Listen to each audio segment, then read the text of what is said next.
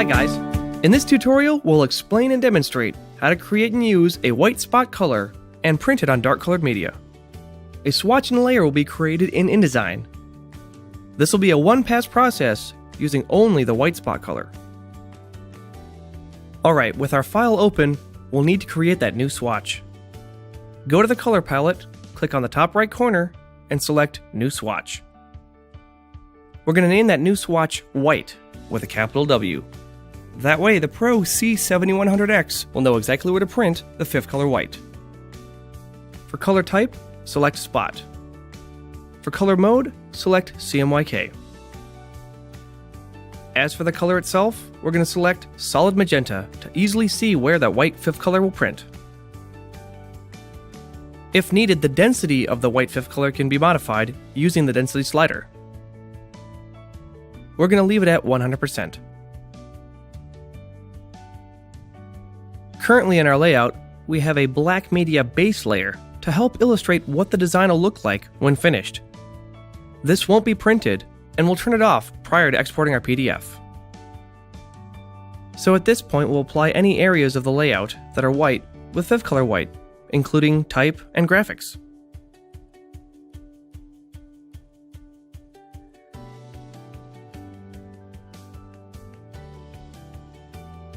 Any areas that were black will now be given the paper swatch to take on the properties of the media.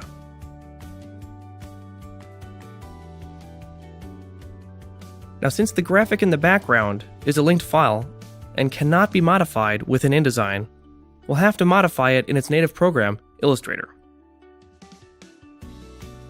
Now, if your current version of Illustrator does not allow for two white spot colors to be present, just delete one. Since there's no fifth color present in this Illustrator file, we'll need to create one. Go to the color palette, top right corner, and select New Swatch. Again, we'll name the swatch White with a capital W so that the Pro C7100 will know where to apply the fifth color white. For color type, select Spot. For color mode, select CMYK. And just like before, we'll select Solid Magenta to indicate where the fifth color white will print. Now we'll save that file and return to InDesign. Okay, now we have our updated link properly formatted with fifth color white. Prior to saving our PDF, we're going to turn off the black media layer. Again, this was used only for illustration purposes and won't need to be printed. We're going to export our file as a PDF using the preset PDFX4.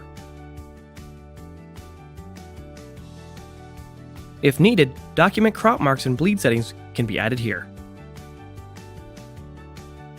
Export your PDF, and you're ready to print.